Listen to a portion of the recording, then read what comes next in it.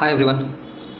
Most of the case 40 से 50,000 की जो सैलरी का है, जो डाउट रहते हैं कि भाई मैं रेंट पे रहता हूँ, मैं कैसे प्रॉपर्टी ले सकता हूँ, और मेरा सपना है कि मुंबई में अपना खुद का घर लेने का। तो जो रेंट पे रहते हैं उनको ये पूछना चाहूँगा, फ्लेक्सिबल रेंट तो रहेगा नहीं। 4 से 5 साल में आपका रेंट समझो आज 15,000 है, 5 साल के बाद आपका 20 से 25,000 भी हो सकता है, उतना तो जाएगा नहीं, मैक्सिमम आप 20,000 पकड़ो। उनके लिए एक बेस्ट ऑप्शन ये है कि under construction is the best choice. क्यों?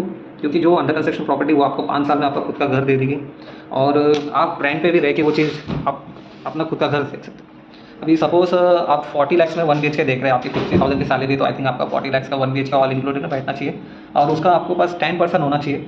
10% भी नहीं रहेगा आपके पास, रजिस्ट्रेशन कॉस्ट जो भी रहेगा एग्रीमेंट वैल्यू के ऊपर आपका जो एग्रीमेंट बनेगा उसका आपके पास 10% रहना चाहिए।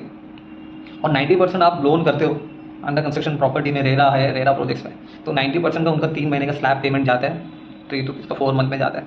तो आपका 10%, अगर 10 लाख भी जा रहा है, 3 से 4 लाख वो बैंकर दे रहा है आपको, और बैंक का जो रेट ऑफ इंटरेस्ट 7 to 1.5 का ऐसा कुछ है, तो आपका 10 लाख का हो गया आपको मिनिमम 6 से 7 हज़ार का, वो भी 4 मंथ में आने वाला है। 3-4 महीने का जो स्लैब गैप पेमेंट रहेगा आप उसमें भर सकते हो। तो ये आपका सबसे बेस्ट अपॉर्चुनिटी है आपका खुद का घर बनाने के लिए 5 साल में, क्योंकि रेंट आप दे रहे हो आज 15,000 रुपया, 5 साल और बढ़ने के बाद आपका 20,000 हो जाएगा रेंट। तो यही आपका जो 5 साल के बाद प्रॉपर्टी उसी आपको हैंड ओवर मिलेगी, तो यही आपका EMI में कन्वर्ट होकर आपका खुद का घर हो सकता है।